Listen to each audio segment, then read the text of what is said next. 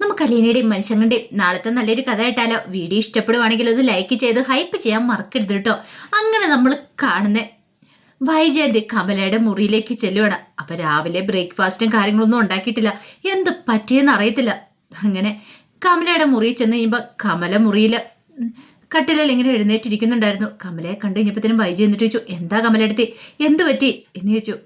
ഒന്നും പറ്റിയില്ല. അല്ല, കമലടുത്തി ഒന്നും ബ്രേക്ക്ഫാസ്റ്റ് ഒന്നും ഉണ്ടാക്കിയില്ലേ? എന്തേലും വയ്യായിക എന്തേലും ഉണ്ടോ എന്ന് ചോദിച്ചു. അപ്പോഴേക്കും കമല പറഞ്ഞു, അതെ, എനിക്കിന്ന് എന്തോ തീരെ വയ്യ വൈജയ്, അതുകൊണ്ടാണ് ഞാൻ അടുക്കളയിലേക്ക് വരാത്തേന്ന് പറഞ്ഞു.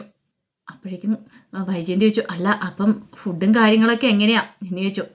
അതോ, എനിക്കിനിയിപ്പോൾ ഇന്നൊന്നും വേണമെന്നില്ല. അല്ലെങ്കിലും ആഴ്ചയിൽ ഒരു ദിവസം ഞാനങ്ങനെ ഉപവാസമൊക്കെ എടുക്കാറുണ്ട്. അതൊരു നല്ല കാര്യമായിട്ടാ എനിക്ക് തോന്നണേന്ന് പറഞ്ഞു. അപ്പൊ ഇന്ന് കമലടുത്ത് ഉപവാസമാണോ? അതെ, ഞാൻ ഇന്നത്തെ ദിവസം ഇനി ചിലപ്പോൾ ഒന്നും കഴിച്ചെന്ന് വരത്തില്ല. ഒന്നാമത്തെ കാര്യം എനിക്ക് വയ്യാന്ന് പറഞ്ഞു. അല്ല, അപ്പൊ ശിവേട്ടൻ എന്തിയെ? ശിവേട്ടൻ രാവിലെ എങ്ങോട്ടാണ്ട് പോയെന്ന് പറഞ്ഞു.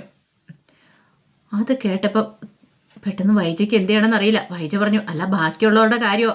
അപ്പൊ അമ്മയുടെ കാര്യമൊക്കെ എങ്ങനെയാ? എനിക്കൊന്നും അറിയത്തില്ല, എന്നെ കൊണ്ട് പറ്റില്ല.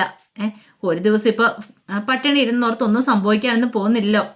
എന്നെ കൊണ്ട് എന്നും പറ്റില്ലാത്തതുകൊണ്ടാണ് ഞാൻ ഈ മുറിയിൽ തന്നെ ഇരിക്കുന്നത്. എന്ത് ചെയ്യാനെന്ന് പറ, കൈക്കും കാലിനൊക്കെ നല്ല കട്ടുകഴപ്പം വേദനയുണ്ട്. പനിക്കാനാന്നാ തോന്നുന്നേ.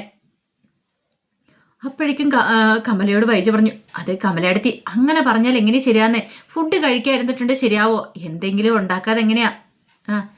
ഉണ്ടാക്കണം എന്നൊക്കെ ആഗ്രഹമുണ്ട് വൈജ, പക്ഷെ എന്ത് ചെയ്യാൻ പറ്റും?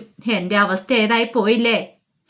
ഇനിയിപ്പോൾ ഒരു ദിവസം പട്ടിണി ഇരുന്നോർത്തൊന്നും സംഭവിക്കാനൊന്നുമില്ല. ഗാന്ധിജി വരെ പറഞ്ഞിട്ടുണ്ട് ആഴ്ചയിൽ ഒരു ദിവസം ഉപവാസം എടുക്കണം നല്ലതാന്ന്. അതുകൊണ്ട് ഇന്നത്തെ ദിവസം ഞാൻ അങ്ങോട്ട് ഉപവാസമാക്കാൻ തീരുമാനിച്ചു. ആ സമയം വൈജയ്ക്ക് എന്ത് ചെയ്യണമെന്നറിയില്ല. പട്ടിണി ഇരിക്കാനായിട്ട് പറ്റില്ലല്ലോ. അപ്പോഴേക്കും വൈജയന്തി പറഞ്ഞു, കമലയടുത്തി പട്ടിണി ഇരുന്നു, പക്ഷേ എന്നെ കൊണ്ട് ഉപവാസം എടുക്കാനൊന്നും പറ്റില്ല എന്ന് പറഞ്ഞു. കമല മനസ്സിൽ പറഞ്ഞു, അങ്ങനെ ഇപ്പം ഞാൻ ഉണ്ടാക്കിയിട്ട് നീ തിന്നണ്ടേ? ഇത്രയും ദിവസം നീ സുഖിച്ച് കഴിച്ചോണ്ടിരുന്നു, പിന്നെ എല്ലാത്തിനും കൂടെ വെച്ചോളം വരട്ടെ. എനിക്ക് ഭ്രാന്തല്ലേ ഇവിടെ എന്ന് വെച്ചാൽ ജോലിക്കാരിയെ നിർത്തിയേക്കുന്ന പോലെയാ. വൈജ താഴേക്ക് ഇറങ്ങി പെട്ടെന്ന് തന്നെ ഇങ്ങോട്ട് പോവുകയും ചെയ്തു. ഇന്ന് അങ്ങനെ അവളെ താൻ തീറ്റിക്കുന്നില്ല എന്നൊരു ചിന്തയായിരുന്നു. പക്ഷെ വിട്ടുകൊടുക്കാൻ വൈജു ഉദ്ദേശിച്ചിട്ടുണ്ടായിരുന്നില്ല. വൈജ എന്ത് ചെയ്തു, പെട്ടെന്ന് തന്നെ ഓർഡർ ചെയ്യുവാണ്. കഴിക്കാനുള്ള സാധനങ്ങൾ ഫുഡും കാര്യങ്ങളൊക്കെ ഓർഡർ ചെയ്തു. അപ്പോഴേക്കും മനു അങ്ങോട്ടേക്ക് വന്നു. മനു വന്നിട്ട് ചോദിച്ചു, ആൻറ്റി അമ്മയെ കണ്ടോ? കണ്ടു. കമലയടുത്തേക്ക് എന്തോ വയ്യായികയെന്ന്. വയ്യായികയോ? അതെ എന്നും പറഞ്ഞോണ്ട് മുറിയിൽ ഇരിക്കുന്നുണ്ടെന്ന് പറഞ്ഞു. അതെപ്പോഴാ വയ്യായിക? താനൊന്നും അറിഞ്ഞില്ലോ. അങ്ങനെ മനു നേരെ കമലയുടെ അടുത്തേക്ക് വന്നു. കമലയുടെ എന്നിട്ട് ചോദിച്ചു, അമ്മയ്ക്ക് ഇത് എന്ത് പറ്റിയെന്ന് ചോദിച്ചു. എനിക്കെന്ത് പറ്റാൻ? അല്ല, അമ്മ എന്താ ആഹാരം ഒന്നും ഉണ്ടാക്കാത്തെ? എന്നും ഞാൻ തന്നെയല്ലേ ഉണ്ടാക്കണേ. അമ്മ ഇത് എന്ത് വർത്താനാ പറയണേ? പിന്നെ അമ്മയല്ലാതെ പിന്നെ വേറെ ആരോടെ ആഹാരം ഉണ്ടാക്കുന്നേ? അതെ, എന്നും എന്നെ കൊണ്ട് ഉണ്ടാക്കാനൊന്നും പറ്റില്ല. എല്ലാവർക്കും ഞാൻ എന്നും വെച്ചു വിളമ്പി കൊടുക്കണം. ഞാൻ എന്താ ഇവിടുത്തെ ജോലിക്കാരിയാ. എല്ലാവരും സുഖമായിട്ട് കൈയും കഴി തിന്നിട്ട് അങ്ങോട്ട് എഴുന്നേറ്റ് പോവും. ആരും ഒന്നും സഹായിക്കത്ത് പോലും ഇല്ല. അപ്പൊ അങ്ങനെയാണല്ലേ കാര്യങ്ങള്. അത് കേട്ട് കഴിഞ്ഞപ്പോഴത്തേനും കമല പറഞ്ഞു, നീ വേണമെങ്കിൽ ഒരു കാര്യം ചെയ്യാം, എന്തേലും വെച്ചുണ്ടാക്കി തന്നോ, അല്ലെങ്കിൽ കടയിൽ പോയി കഴിച്ചോ. ശരി, ഞാൻ പുറത്തുനിന്ന് ആളും കഴിച്ചോളാം. പക്ഷെ ഒരു കാര്യമുണ്ട്, ഇവിടെ മുത്തശ്ശിക്കണം എന്നുള്ള കാര്യം ഓർമ്മ വേണം. അതെ, എനിക്ക് മാത്രമല്ല ഉത്തരവാദിത്തമുള്ളേ. അവരുടെ മോളുണ്ടല്ലോ, വേണമെങ്കിൽ എന്താന്ന് വെച്ചാൽ വാങ്ങിച്ചു കൊടുത്തോളും, ഇല്ലെങ്കിൽ വെച്ചുണ്ടാക്കി കൊടുക്കട്ടെ. പിന്നെ എപ്പോഴും ഞാൻ തന്നെ വെച്ചുണ്ടാക്കി കൊടുക്കണം പോലും എന്നും പറഞ്ഞുകൊണ്ട് കമല ദേഷ്യപ്പെടുവാണ്. മനുവിന് മനസ്സിലായി ഇത് വായിച്ചാറ്റിക്കിട്ടുള്ള പണിയാന്ന്, പട്ടിണി കിട്ടാനായിട്ടുള്ള പരിപാടിയാ. പിന്നീട് മനു പുറത്തേക്ക് ഇറങ്ങി വരുമ്പോഴത്തേനും രഞ്ജിനി അങ്ങോട്ട് വന്നു. രഞ്ജിനിയോട് മനു പറഞ്ഞു, ഇന്നിനി ഇവിടെ നിന്നൊന്നും കിട്ടുമെന്ന് തോന്നുന്നില്ല. ഒരു കാര്യം ചെയ്യാം, നിനക്കുള്ള ഫുഡ് വേണം, ഞാൻ വാങ്ങിച്ചു തരാമെന്ന് പറഞ്ഞു. അപ്പോഴേക്കും രഞ്ജിനി പറഞ്ഞു, ഈ ഹോസ്റ്റൽ ഫുഡ് കഴിച്ചു മടുത്തിട്ടാണ് ഞാൻ ഇങ്ങോട്ടേക്ക് വന്നേ. ഇവിടെ വന്ന് എന്തേലുമൊക്കെ ചെന്ന് നല്ല ഫുഡ് കഴിക്കാന്ന് ഓർത്ത് വന്ന. അതെങ്ങനെയാ? അതിൻ്റെ ഇടയ്ക്ക് അമ്മയുടെ ഓരോ സ്വഭാവങ്ങൾ. മാനു പറഞ്ഞിട്ട് കാര്യമില്ല. നമ്മുടെ അമ്മയെക്കുറിച്ച് നിനക്ക് നന്നായിട്ട് അറിയാവുന്നതല്ലേ. ഇനിയിപ്പോൾ ഒന്നെങ്കിൽ സ്വന്തമായിട്ട് വെച്ചുണ്ടാക്കുക, അല്ലെങ്കിൽ പുറത്തുനിന്ന് ഫുഡ് മേടിച്ച് കഴിക്കുക. അത് മാത്രം ഒരു നിവൃത്തിയുള്ളൂ. എന്താണല്ലോ എനിക്ക് വിശന്നിരിക്കാൻ പറ്റില്ല, ഞാൻ പുറത്തുനിന്ന് കഴിക്കാൻ തീരുമാനിച്ചെന്ന് പറഞ്ഞു. അപ്പോഴേക്കും രഞ്ജിനി പറഞ്ഞു, ദേ മനുവേട്ട, എനിക്കൂടെ എന്തെങ്കിലും വേണം, എനിക്കും വിശക്കാൻ തുടങ്ങിയെന്ന് പറഞ്ഞു. ശരിയെന്ന് പറഞ്ഞിട്ടാണ് മനു പോകുന്നത്. ഈ സമയത്ത് വൈജയന്തി മുത്തശ്ശിയുടെ മുറിയിലേക്ക് വന്നു കഴിഞ്ഞപ്പോഴത്തേനും മുത്തശ്ശി പറഞ്ഞു, അല്ല നീ കടപ്പാട്ടൊക്കെ തിരിച്ചു പോകുന്നില്ലെന്ന് തന്നെ തീരുമാനിച്ചോ? ഞാനെന്തിനാ അങ്ങോട്ടേക്ക് പോകുന്നേ? എടി, ഞാൻ പറയുന്നൊന്ന് കേൾക്ക്. നീ വെറുതെ വാശിയും വൈരാഗ്യം കാണിച്ചിട്ടുണ്ടെങ്കിൽ പിന്നെ നിനക്ക് മാത്രം നഷ്ടം ഉണ്ടാകാൻ പോകുന്നേ. എനിക്കെന്ത് നഷ്ടം? ഞാൻ പോയി ബാലേന്ദ്രന്റെ കാല് പിടിക്കണമല്ലേ? ആ അലീനയുടെ മുന്നിൽ ഞാൻ താണുകയാണ് അപേക്ഷിച്ച് നിൽക്കണമായിരിക്കില്ലേ? എടീ അങ്ങനെയൊന്നും വിചാരിക്കരുത്. അവൾ ആ വീട്ടിലെ കാര്യങ്ങളൊക്കെ ഭംഗിക്ക് നോക്കുന്നില്ലേ? പിന്നെ എന്താ? പിന്നെ പിന്നെ ഞാനൊന്നും പറയണില്ല. എടി നീ ഇവിടെ നിന്നോണ്ട് നിനക്ക് വലിയ പ്രയോജനം എന്തെങ്കിലും ഉണ്ടാകാൻ പോകുന്നുണ്ടോ? പിന്നെ കമലയുടെ സ്വഭാവം അറിയാലോ. 10 പാല് കഴിഞ്ഞ് കഴിയുമ്പത്തിന് അവളുടെ യഥാർത്ഥ സ്വഭാവം എടുത്തു തുടങ്ങുമെന്ന് പറഞ്ഞു. ഇവിടെ എനിക്ക് തന്നെ വെച്ചു വിളമ്പി തരുന്നതിന് എപ്പോഴും കണക്ക് പറയാനേ സമയമുള്ളൂ. ഇത് കേട്ടപ്പോൾ വൈജയന്തി പറഞ്ഞു, ഇന്നെന്താളും പട്ടിണിയാ. പട്ടിണി അതെന്താ? കമലയിടത്തേക്ക് വയ്യാന്നും പറഞ്ഞ് മുറിയിലിരിക്കുന്നുണ്ട്. എടി അത് വയ്യായികൊന്നും ആയിരിക്കില്ല, പ്രതിഷേധമായിരിക്കും എന്ന് പറഞ്ഞു. നമ്മളെയൊക്കെ പട്ടിണിക്കിടാവുള്ള നീ വന്നുകൊണ്ട് എൻ്റെ കഞ്ഞി കൂടിയും കൂടെ മുട്ടുന്നാ തോന്നിയെന്ന് പറഞ്ഞു. അപ്പോഴേക്കും വൈജ പറഞ്ഞു, ഇനി ഞാൻ വന്നതിൻ്റെ പേരിൽ അമ്മയുടെ കഞ്ഞി കൂടി മുട്ടേണ്ട കാര്യമില്ല. ഞാനിവിടെ ഉണ്ടല്ലോ. എന്താണെങ്കിലും ഞാൻ പുറത്തുനിന്ന് ഫുഡ് മേടിക്കാൻ തീരുമാനിച്ചു. അപ്പം അമ്മയ്ക്കൂടെ ഞാൻ തരാമെന്നൊക്കെ ഇങ്ങനെ പറഞ്ഞിട്ട് വൈജി അങ്ങോട്ട് പോയി. സൗദാമിനി മുത്തശ്ശിക്ക് എന്ത് ചെയ്യാൻ പറ്റും? താൻ പറഞ്ഞാലൊന്നും അവൾ അനുസരിക്കാൻ പോകുന്നില്ല. എന്നാലും അവൾ തിരികെ പോകത്തില്ല എന്നൊരു പ്രതിഷേധമാണെന്നുള്ള കാര്യം സൗദാമിനി മുത്തശ്ശിക്ക് മനസ്സിലായി. അങ്ങനെ അന്നത്തെ ഒരു ദിവസം അങ്ങോട്ട് കഴിഞ്ഞു പോയി. പിറ്റേ ദിവസമായി കഴിഞ്ഞപ്പോഴത്തേനും ബാലേന്ദ്രൻ പോകാനായിട്ട് റെഡിയാവുകയാണ്.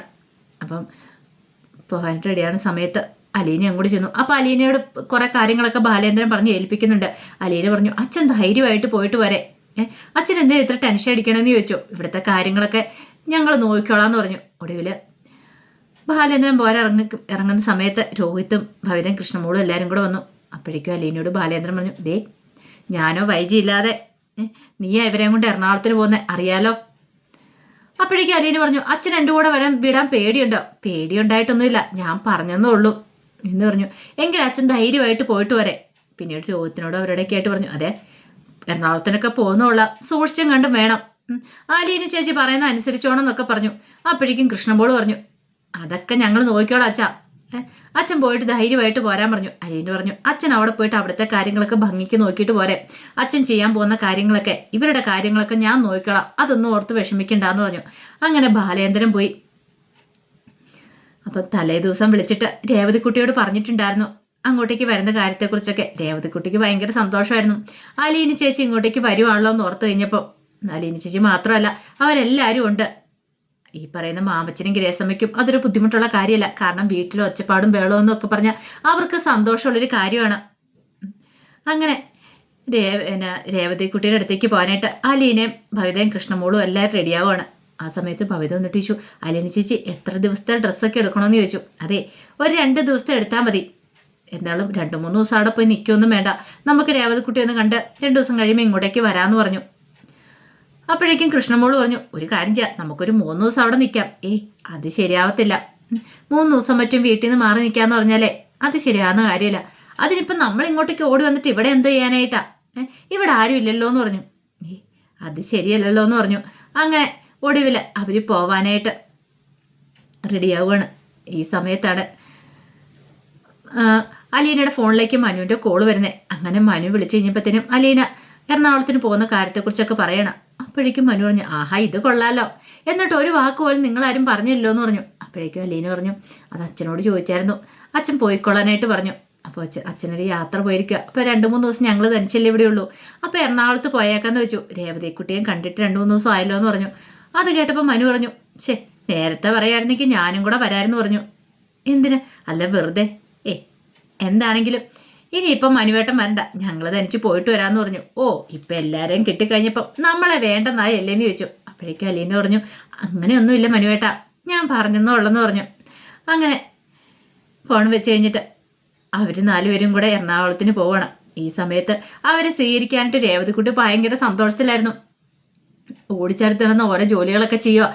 അത് കണ്ടു കഴിഞ്ഞപ്പോഴത്തേനും ഗ്രേസം പോയി മാമച്ചനോട് പറഞ്ഞു, പെണ്ണിൻ്റെ സന്തോഷം കണ്ടില്ലേ, അലീന വരുവാന്ന് അറിഞ്ഞു കഴിഞ്ഞപ്പോൾ. ഇപ്പം നമ്മളെ വല്ല മൈൻഡും ഉണ്ടോയെന്ന് നോക്കിയേ, ഇനിയിപ്പോൾ അവർ വന്നു കഴിഞ്ഞിട്ടുണ്ടെങ്കിൽ നമുക്കൊരു വിലയും കാണത്തില്ല ഈ വീട്ടിൽ എന്ന് പറഞ്ഞു. മാമച്ചൻ പറഞ്ഞു, അത് ശരിയാ, പിന്നെ ഇവളായിരിക്കുമല്ലോ ഇവിടുത്തെ താരം, നമ്മളെ മൈൻഡ് പോലും ചെയ്യത്തില്ല, നമ്മുടെ കാര്യങ്ങളൊക്കെ നോക്കാൻ സമയം ഉണ്ടാവും എന്തോ. അപ്പോഴേക്കും രേവതിക്കുട്ടി വന്നിട്ട് പറഞ്ഞു, അതെ ആസിയെ പിടിച്ചിട്ട് കാര്യമൊന്നുമില്ല, എൻ്റെ അലീന ചേച്ചിയാ വരുന്നതെന്ന് പറഞ്ഞു. അതെ അത് ഞങ്ങൾക്കറിയാം, ഞങ്ങളുടെ കാര്യം കൂടെ ഇടയ്ക്കൊന്ന് നോക്കിയേക്കണേ. അപ്പോഴേക്കും രേവതിക്കുട്ടി പോയി ഗ്രേസമ്മയെ കെട്ടിപ്പിടിച്ചിട്ട് പറഞ്ഞു, അത് പിന്നെ എന്ത് പറച്ചില്ല ആൻറ്റി പറയണേ, ആരൊക്കെ വന്നെന്ന് പറഞ്ഞാലും നിങ്ങളുടെ കാര്യം ഞാൻ ശ്രദ്ധിക്കാതിരിക്കുമോ? നിങ്ങളല്ലേ എൻ്റെ എല്ലാം എന്ന് പറഞ്ഞിട്ട് അങ്ങനെ കെട്ടിപ്പിടിക്കുന്നുണ്ട്. അപ്പോഴേക്കും മാമച്ചൻ പറഞ്ഞു, അവള് സോപ്പിടുന്ന ഗ്രസമ്മേ, ഇതിനകത്ത് നമ്മൾ വീണേക്കരുതെന്ന് പറഞ്ഞു.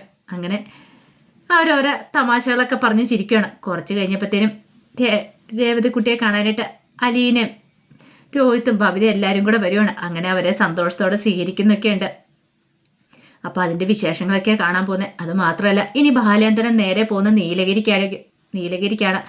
അവിടെ പോയി ഗംഗാധരനെ കാണും. ഗംഗാധരനെ കാണുന്നതിൻ്റെ പിന്നിലെ ഉദ്ദേശം എന്ന് പറഞ്ഞാൽ അലീനെ സേഫ് ആക്കണം. അപ്പോൾ സ്റ്റാലിനെ കുറിച്ചുള്ള വിവരങ്ങളൊക്കെ അറിയണം. അപ്പോൾ അതിനു വേണ്ടിയിട്ടാണ്, വെറുതെ അല്ല ബാലേന്ദ്രൻ്റെ ഈ പോക്ക്. അപ്പോൾ അതിൻ്റെ കഥകൾക്കായി നമുക്ക് എല്ലാവർക്കും കാത്തിരിക്കാം കേട്ടോ. ഒരിക്കൽ കൂടി എല്ലാവർക്കും ശുഭരാത്രി നേർന്നുകൊണ്ട് നിർത്തുന്നു. നന്ദി.